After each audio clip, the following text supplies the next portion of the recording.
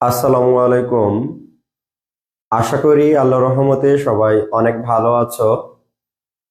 আমরা এখন management department 4th ইয়ার এর একটি গুরুত্বপূর্ণ subject project management. Project management সাবজেক্টের একটি গুরুত্বপূর্ণ চ্যাপ্টার ক্যাপিটাল স্ট্রাকচার। এই চ্যাপ্টারের আমরা বেসিক থেকে মূল বই থেকে সকল অঙ্ক সমাধান ইতিপূর্বে করিয়েছি।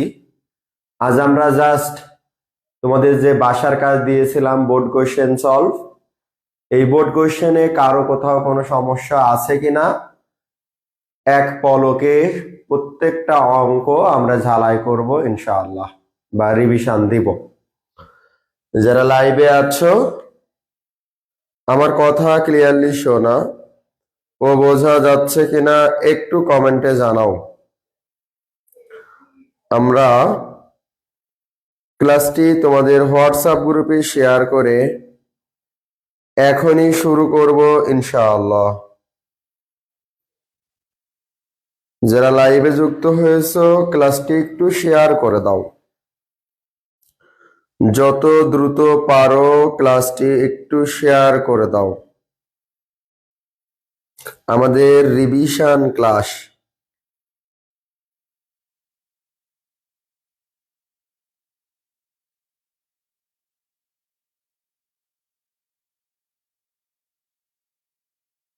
হুম হুম হুম হুম।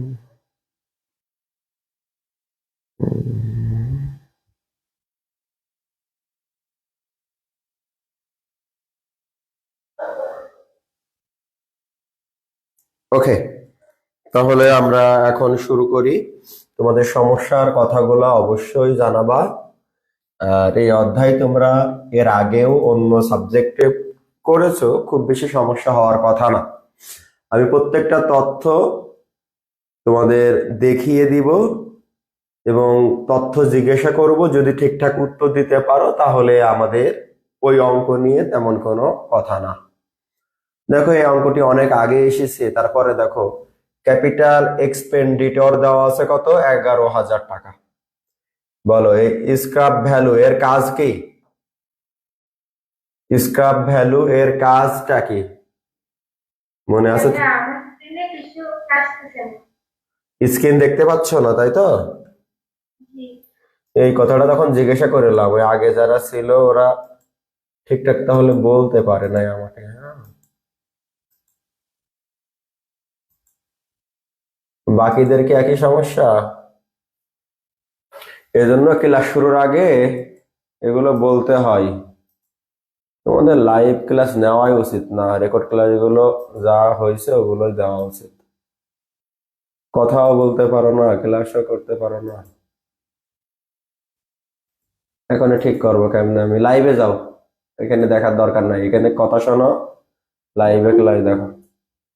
এখন আর ঠিক করা কোনো সুযোগ নাই।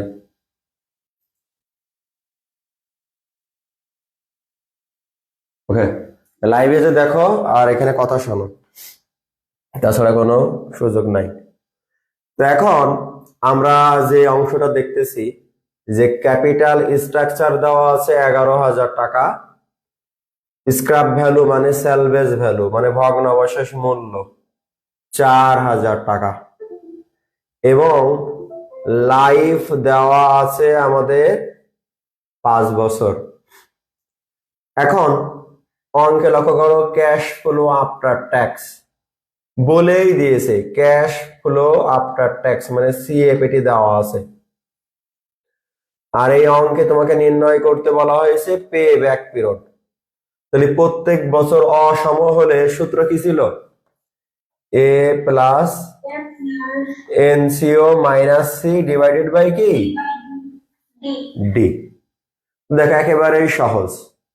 তো তোমাদের এনসিও মানে বিনিয়োগ কত টাকা ধরবা? 11,000 টাকা। আর এ যেই বছর টাকা উঠে এসেছে, তা লক্ষ্য করো কখন টাকা উঠে এসেছে, মানে আমাদের তো বিনিয়োগ কত, 11,000। তোমাদের নিয়ম মনে আছে কিনা, এই ক্যাশ ফ্লো আফটার ট্যাক্সের ঘর বসলো, আর এই মানটা যোগ করে করে কি করতে হয়, cumulative cash flow after tax. তো টাকা উঠে এসে এই বছর, তাহলে এই বছর সোজা হবে আমাদের ডি, আর এর পূর্বের বছরের আগেরটা হবে কি এ, আর এ সোজাসুজি কি হবে সি। মানে আমার বিনিয়োগকৃত টাকা যেই বছরে উঠে আইবে তার পূর্বের বছরের সংখ্যাটা এ, আর এ সোজাসুজি কিউমুলেটিভ, ওই মানটা কি সি। আর যেই বছর টাকা উঠে আসছে ওই বছরের ক্যাশ ফ্লো আফটার ট্যাক্সটা কি ডি। তাহলে এখানে নতুন করে আর কোনো কিছু নেই। এখানে স্যালভেজ ভ্যালুর কোনো কাজ আছে তোমরাই বলো। না, যদি আমাদের প্রেজেন্ট ভ্যালু বের করা লাগতো তোমরা জানতা ওই লাস্টের বছরে এই 4,000 টাকা বসতো, বসে ফ্যাক্টর দিয়ে গুণ করতাম, তাই না? ওকে, তো এখন আমাদের ওই 4,000 টাকা স্ক্র্যাপ ভ্যালু, এখানে আমাদের কোনো কাজ নাই। তো এখন আসি 39। আমি কিন্তু সব অঙ্ক বুঝাবো বিস্তারিত এমন না, অঙ্ক দেখাবো, তোমরা জিজ্ঞাসা করবা কোনো সমস্যা আছে কিনা, না হলে শেষ করে দিব। Sunflower company is consider an investment proposal to install new equipment facility. The project will cost, তার মানে এটা কি বিনিয়োগ, এনসিও বা ইনভেস্ট, হ্যাভিং লাইফ আমাদের 5 বছর, এন। এরপর দেখো স্ট্রেট লাইন মানে সরল রৈখিক পদ্ধতিতে অবচয়, তাহলে এই 50,000-কে 5 দিয়ে ভাগ করবো, তাহলে এক এক বছরে অবচয় কত, 10,000। ট্যাক্সের হার দেওয়া আছে 40%, আর কোশ্চেনে সরাসরি বলেই দিয়েছে ক্যাশ ফ্লো বিফোর ট্যাক্স। আবার ফ্যাক্টররা বের করে দিয়েছে, যেহেতু ফ্যাক্টর বের করে দিয়েছে তাহলে তো কোনো ঝামেলাই নেই, আর কত পার্সেন্ট তাও বলে দিয়েছে। আর যদি বের করা না থাকতো আমরা জানতাম 1/1.10 করতাম, তাই তো? ওকে, তাহলে এই অঙ্কে নিট প্রেজেন্ট ভ্যালু তুমি জানো, মানে আবার প্রথম থেকে দেখাচ্ছি তো এজন্য একটু বোঝাচ্ছি আমি, নাহলে এত বোঝাইতাম না। ইয়ার এর পর ক্যাশ ফ্লো বিফোর ট্যাক্স, এর থেকে ডেপ্রিসিয়েশন বাদ দিলে কি পাবা, ইবিটি। বাহ, এর উপরে ট্যাক্স কাটবা, ট্যাক্স বাদ দিয়ে কি পাবা, ইএটি। ইএটির সাথে আবার ডেপ্রিসিয়েশন যোগ করলে কি পাবা, সিএফএটি। এখানে কি কিউমুলেটিভ করা লাগবে না, কারণ এখানে তোমার পে ব্যাক পিরিয়ড চাই নাই, পে ব্যাক পিরিয়ড চাইলেই করতে হয়। তাহলে এই অংশের উপর এখন এই ফ্যাক্টর দিয়ে গুণ করো ভাইয়া, ডিসকাউন্ট ফ্যাক্টর গুণ করলে কি পেয়ে যাবা, এনপিভি না প্রেজেন্ট ভ্যালু। কি বাবা, প্রেজেন্ট ভ্যালু। তাহলে ওই প্রেজেন্ট ভ্যালুটা যোগ করলে পাবা ভাইয়া টোটাল প্রেজেন্ট ভ্যালু। ওই টোটাল প্রেজেন্ট ভ্যালু থেকে এই 50,000 বাদ দিলে কি পাবা, এনপিভি। মানে এনপিভির ফর্মুলাটা আরেকবার শেখাইয়ে দিই, টোটাল প্রেজেন্ট ভ্যালু থেকে কি বাদ দিবা, এনসিও। তোমাদের একবার করে মনে করাই দিচ্ছি, আর কিচ্ছু না। এই দেখো, year cash flow before tax, depreciation, EBT, tax, EAT, CABT, discount factor, present value, এটা যোগ করে কি পাইলা, এটা টোটাল প্রেজেন্ট ভ্যালু। আর ওই এনসিও বা কস্ট যেটা ছিল ওইটা হচ্ছে 50,000, বাদ দিবা, অঙ্ক শেষ। এটা কি পজিটিভ এসেছে, যদি পজিটিভ এসে থাকে তাহলে গ্রহণযোগ্য।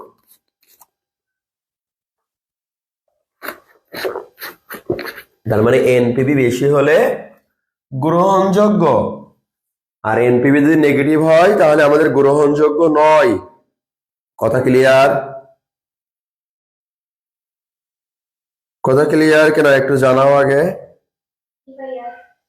ওকে, মানে তোমরা সবসময় মনে রাখবা যে আমাদের কখন গ্রহণযোগ্য হবে, পজিটিভ হলে। ইয়েস,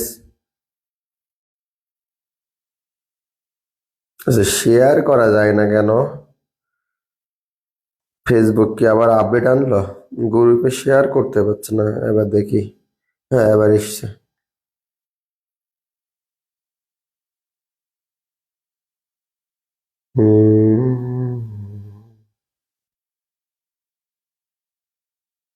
ওকে, এর পরবর্তীতে আমাদের অঙ্ক, এক টাইপের অঙ্ক আসলে আমি আর দেখাবো না। দেখো একটু আগে এনপিভি করেছো না, কিন্তু এই অঙ্কে দেখো একটু বলেছে পে ব্যাক পিরিয়ড, এটাকে করেছো না করো নাই? কিন্তু আরেকটা মজার বিষয়, ডিসকাউন্টেড পে ব্যাক পিরিয়ড চেয়েছে, এটা কিন্তু শেখানো হয়নি।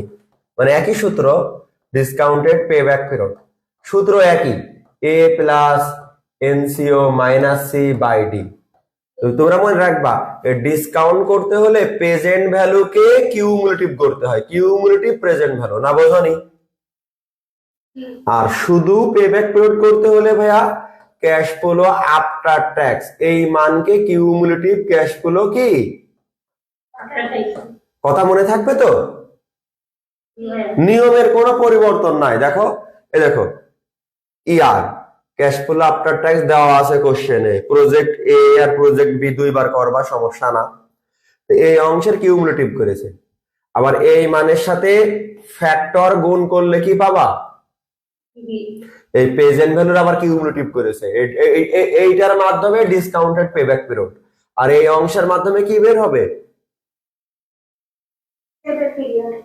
হ্যাঁ শুধু পেব্যাক পিরিয়ড। ইয়েস, তাহলে আমরা ওই দুইটা পারলাম, সমস্যা না। মানে এই অঙ্ক অনেক আগের অঙ্ক, কারণ এত অঙ্ক দেবে না এখন, নিশ্চিত থাকো। তারপর আমরা জাস্ট নিয়মগুলো বলি।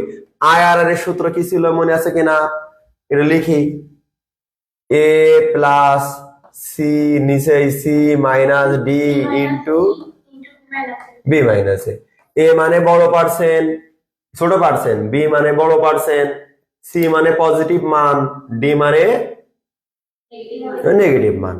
তাহলে তোমার একটা করে মান বের হলে আর একটা করে মান বের করতে হবে।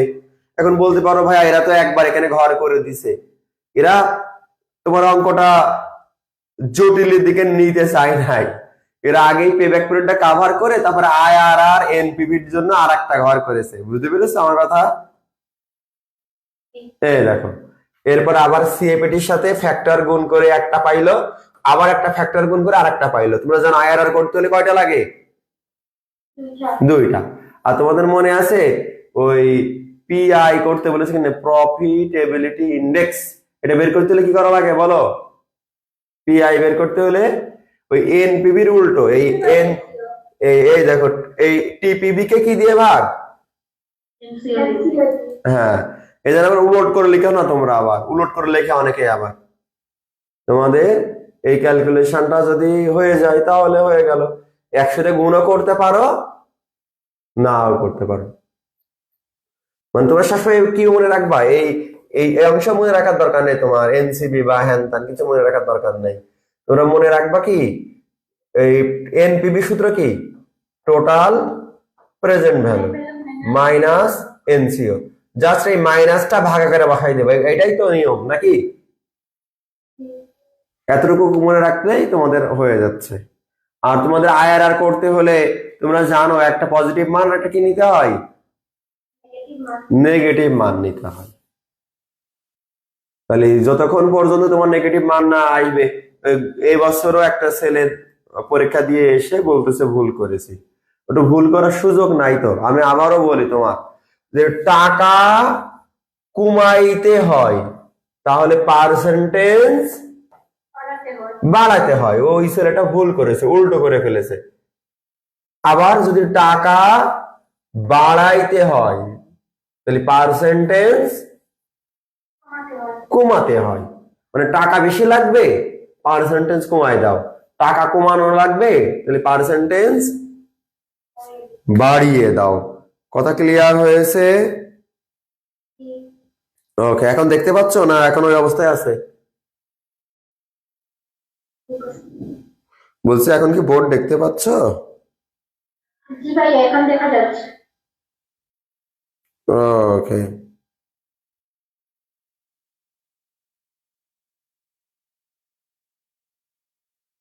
হুম হুম হুম।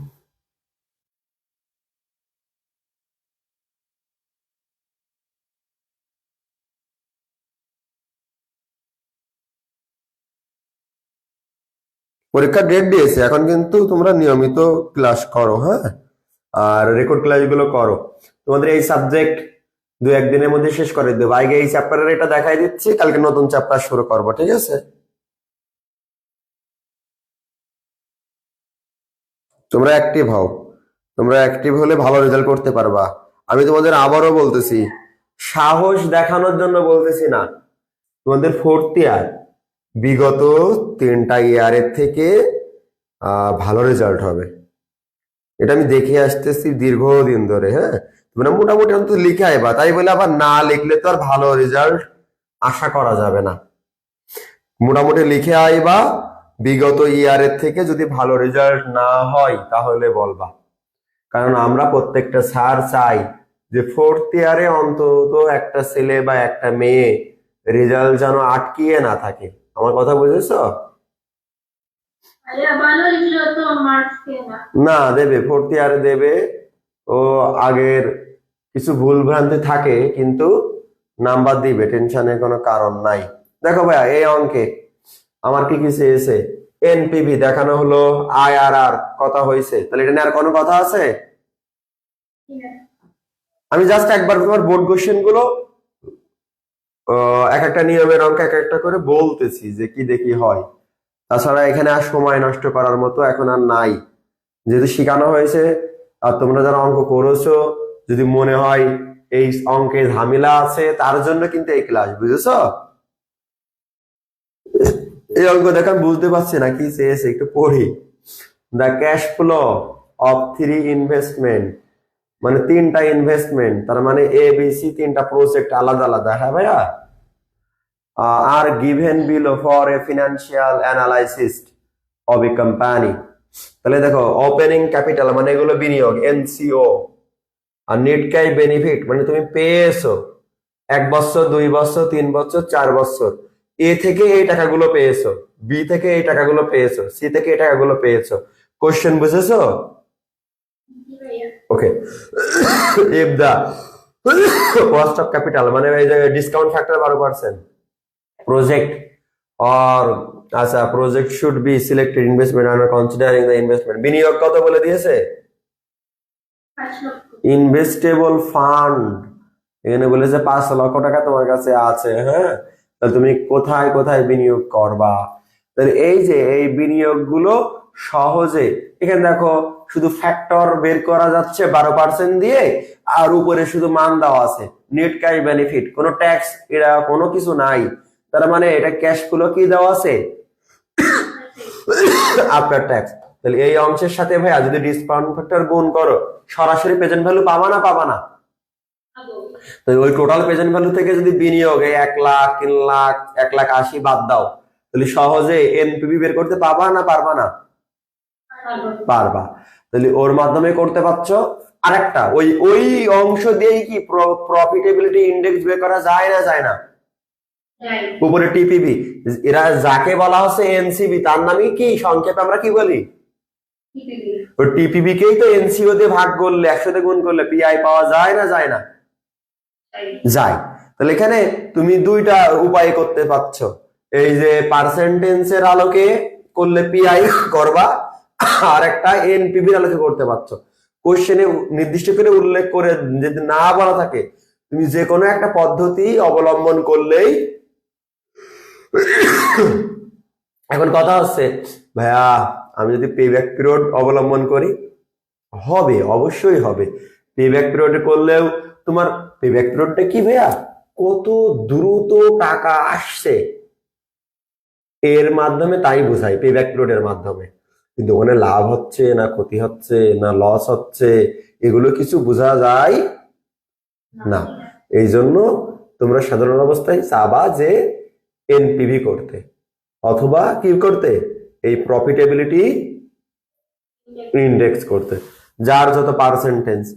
ঠিক আছে, তো সবচেয়ে বড় পার্সেন্টেজ 1, এটা 2, এটা 3, মানে কোথায় কোথায় বিনিয়োগ করবা তাই। ঠিক আছে, তাহলে এখন বলো 5 লাখ টাকা তোমার প্রথমে বিনিয়োগ করলা, একটাই বিনিয়োগ করেছে কত, 1 লাখ, 3 লাখ, আর একটা 1,80,000, তাই চলে গেল কত, 4,80,000। এখনো থাকছে কত আমাদের, 20,000 টাকা। তাহলে এই 20,000 টাকা আমরা কোথায় বিনিয়োগ করবো বলো? কোথায় বেশি টাকা দিচ্ছে?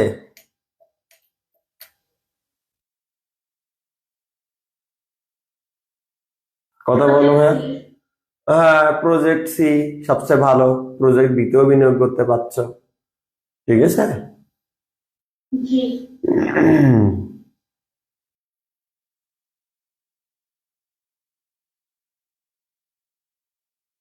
হুম,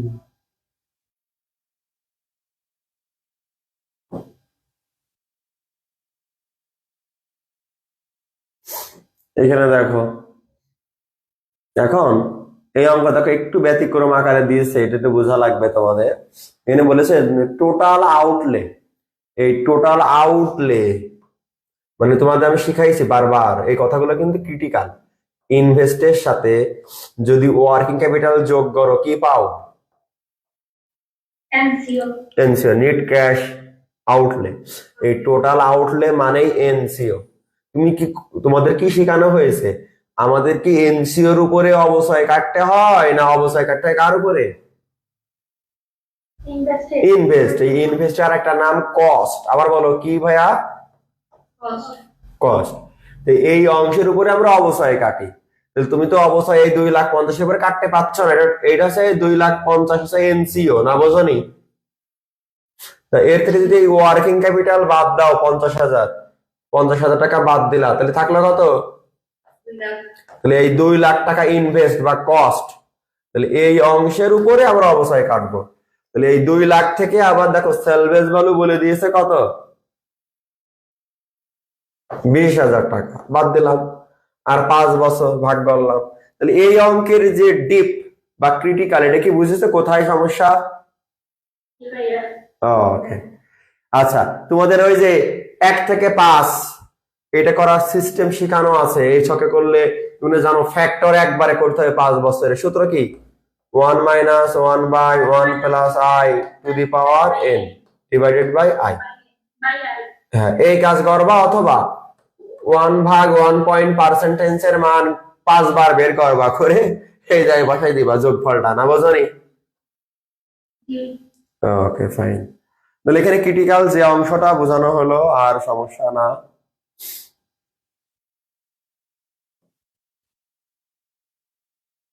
আচ্ছা, এই টাইপের অঙ্ক তোমাদের শেখানো হয়েছে, তবে তোমরা এভাবে না করে পাশাপাশি করতে পারো, বা এরা যেভাবে করছে এভাবে করা যায়।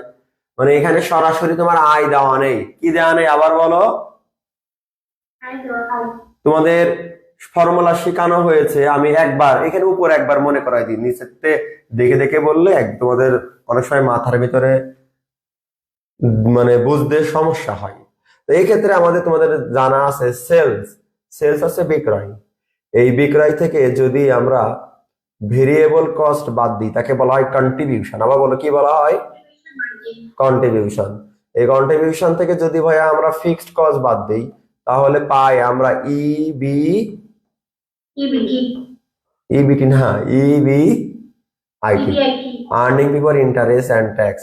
এর থেকে যদি ইন্টারেস্ট থাকে, ইন্টারেস্ট বাদ দিতে হয়, দিলে কি পাওয়া যায়? ইবিটি। এই ইবিটি থেকে যদি আবার ট্যাক্স থাকে, ট্যাক্স বাদ দিতে হয়, তাহলে কি পাওয়া যায়? ইএটি। কথা বুঝেছো? আচ্ছা, এই ইএটির সাথে এখন আমাদের যদি ডেপ্রিসিয়েশন থাকে, তাহলে এটা কি করবা? যোগ করতে হবে। যোগ করলে ক্যাশ ফ্লো আফটার ট্যাক্স। ঠিক আছে। আচ্ছা, এখানে দেখো, আমরা এখানে যদি দেখি সেলস থেকে ভেরিয়েবল কস্ট বাদ দিয়ে কি পাইলো? আচ্ছা, এটা ফিক্সড কস্ট বাদ দিল, দিয়ে কি পাইলো? সিএফএটি। এর আরেকটা নাম কি আমরা জানি? ইবিআইটি। এই অঙ্কে তার ইবিআইটি, কিন্তু তার ইন্টারেস্ট নেই, এখানে কি আছে? ডেপ্রিসিয়েশন। তাহলে যদি ইন্টারেস্ট বাদ দিতে পারছে না, তাহলে আমরা ইবিআইটির পরিবর্তে কি নাম লিখবো? কথা বুঝেছো ভাই? মানে আমি যেটা উপরে বোঝালাম ওটা মেন। এখন যেহেতু এখানে না ইন্টারেস্ট, তাহলে আমার সিএফবিটি থেকে কি বাদ দিতে হবে? এরপর আগের নিয়ম ইবিটি, এরপরে লেস ট্যাক্স করলা ইএটি, এরপরে আবার জানো ডেপ্রিসিয়েশন যোগ করলে কি পাও?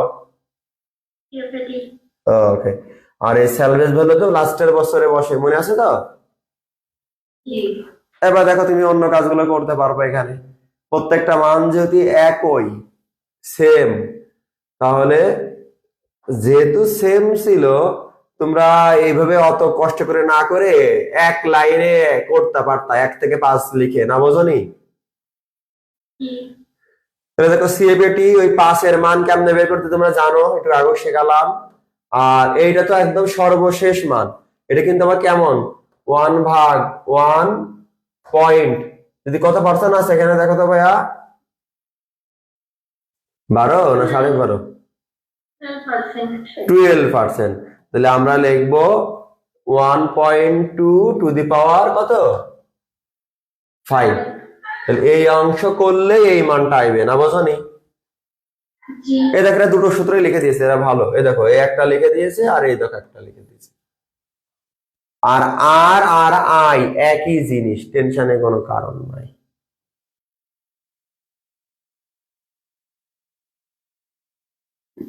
দেখো এখানে নতুন কোনো কিছু দেয় নাই।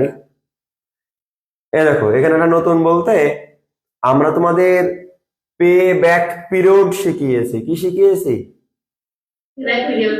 কিন্তু এখানে দেখো তোমার চেয়েছে একটা নতুন একটা আইটেম, পে ব্যাক। হ্যাঁ, তাহলে এই যে মানটা যখন বলবে, তোমরা খুব ভালো করে বোঝো, এখানে প্রত্যেক বছর আলাদা আলাদা মান আছে। তোমার এই অঙ্ক করতে হলে তোমাদের অ্যাভারেজ রেট অফ রিটার্ন মনে আছে ভাইয়া, ARR, উপরে কি লেখো, অ্যাভারেজ EAT, আর নিচে কি, অ্যাভারেজ ইনভেস্টমেন্ট। আর একটা শিখাইছি রয়, রয়ের সূত্র কি, উপরে একই কথা, অ্যাভারেজ EAT, আর নিচে কি, অরিজিনাল ইনভেস্টমেন্ট। Original investment. এই পে ব্যাক রিসিকেবল, আমাদের যে পে PBR, এটা যখন বের করতে বলবে তখন তোমার উপরে শুধু ওই অ্যাভারেজ EAT-র পরিবর্তে তোমরা লিখবা অ্যাভারেজ কি, CFAT, আর নিচে অরিজিনাল ইনভেস্ট বা NCO, এক জিনিস, না বোঝনি? গুণ 100। তাহলে অ্যাভারেজ মানে দেখো এই মানটাকে যোগ করা হয়েছে, যোগ করে কি করেছি, 5 দিয়ে ভাগ করেছি। কথা ক্লিয়ার? বলো। আরেকটা ফর্মুলা শেখালেন আপনি পার্সেন্টেজ দিয়ে না, 1/payback period into 100। তাহলে ওইটাতেই করো। আর যদি কেউ যদি সরাসরি এভাবে করতে চাও তাও করতে পারছো, বুঝেছো? আর তুমি যদি মনে করো যে সরাসরি ওই আগের নিয়মে করবা, যে অঙ্কে পে ব্যাক পিরিয়ড চেয়েছে সেই অঙ্কে তার কষ্ট করে এটা করার দরকার নাই, আছে না, সরাসরি 1/pay back period into 100 করে দিবা।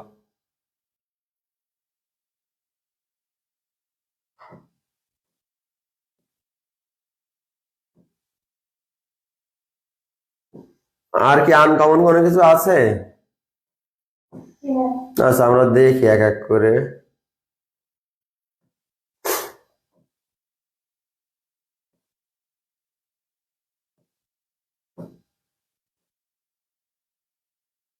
সহজ দেখতেছি সবই।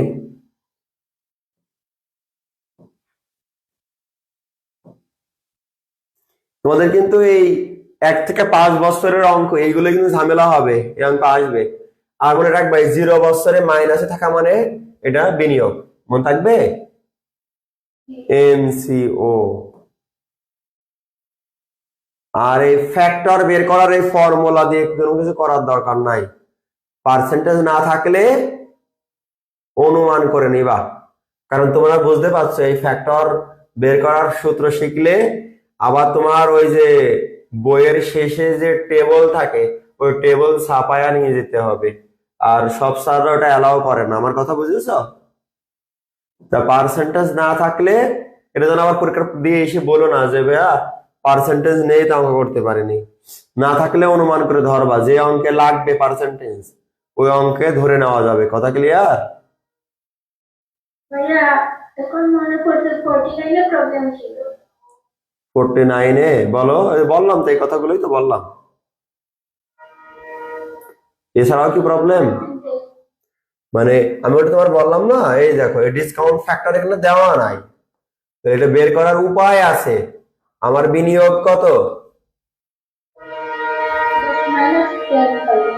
মাইনাস না পাগল, ওই মাইনাসে থাকা মানে ওটা বিনিয়োগ। মাইনাস কথা বলবা না, বিনিয়োগ তাহলে কত হাজার? 10,000। আর আমার লাগবে অ্যাভারেজ মান সিএফএটি, এখানে এর 5,000 করে সব জায়গায় আছে, তার মানে অ্যাভারেজে আছে না নেই? আচ্ছা, তাহলে এই 5,000 দিয়ে ভাগ করলে আমার মান আসছে কত?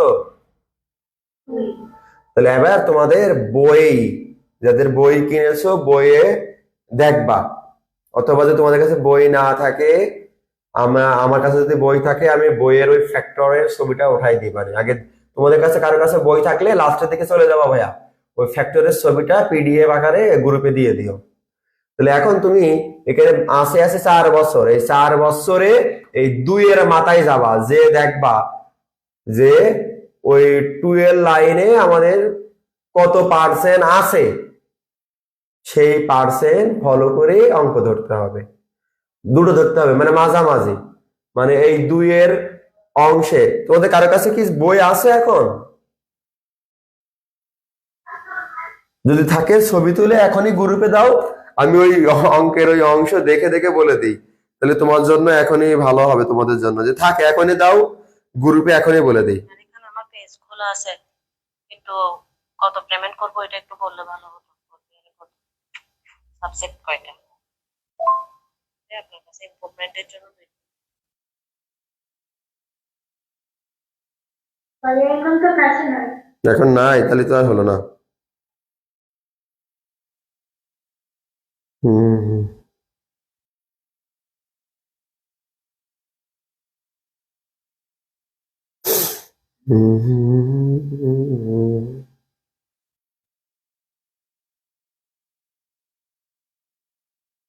কথা ক্লিয়ার? তাহলে আমি ওটা আরো ক্লিয়ার করে দিতে পারতাম সব বইটা থাকলে। তাহলে আমার কথা বুঝেছো যে এই পার্সেন্টেজটা আমরা অনুমান না করে ওইভাবে করা যাবে। আর একটা দেখো, এখানে 28,000 টাকা আছে কিন্তু উপরের গুলোই নাই, তাহলে এর 4 দিয়ে আগে অ্যাভারেজ করো, অ্যাভারেজ করলে কত হবে? 7,000। এটা তো আরো অন্য সিস্টেমে করেছে, ওই একটারেই করছে ক্যালকুলেশন, বুঝেছো? ওই একটারে ক্যালকুলেশন করছে এরা, মানে এরা এই 10,000-কে এটা ভাগ করে যে মান হয়েছে, এই মানটা একটা 28% ধরেছে, আর একটা কত ধরেছে? এই মানটা তুমি চতুর্থ বছরের এই ফ্যাক্টরে যে পাবা। তো যাই হোক, বই না থাকলেও সমস্যা না, ওটা অনুমান করে ধরে নিতে পারবা। তুমি তো জানো একটা পজিটিভ মান লাগবে আর একটা কি লাগবে? নেগেটিভ মান। আর ওর জন্য তোমাদের ট্রাই করতে হবে। আর ওই সরাসরি যদি ওরকম ফ্যাক্টর বের করে নিতে পারো, ওই তাহলে আবার তোমার সেক্ষেত্রে নিয়ে যেতে হবে, তোমাকে ওই যে সাথে করে ওই কপিটা নিয়ে যেতে হবে, না হলে আবার পারবা না।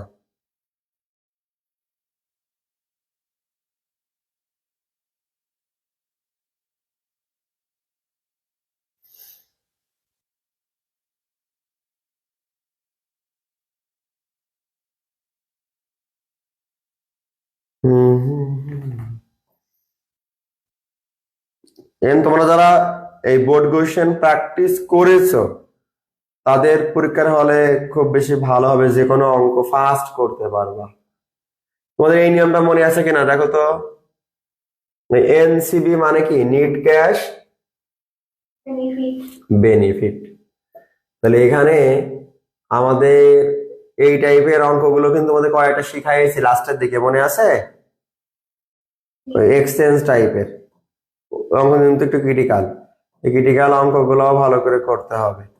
যাই হোক, তোমরা যারা অঙ্ক করেছো আর কোনো সমস্যা থাকলে বলতে পারো ভাইয়া, অথবা পরীক্ষার আগে বললেও কোনো সমস্যা নেই, তখনও সলভ করে দেওয়া যাবে। তাহলে আমরা আগামীকাল তোমাদের নতুন একটা চ্যাপ্টার শুরু করব। হ্যাঁ, আমরা পিডিএফটা দিয়ে রাখবো, কালকে আমরা ওই চ্যাপ্টার শুরু করবো ইনশাআল্লাহ।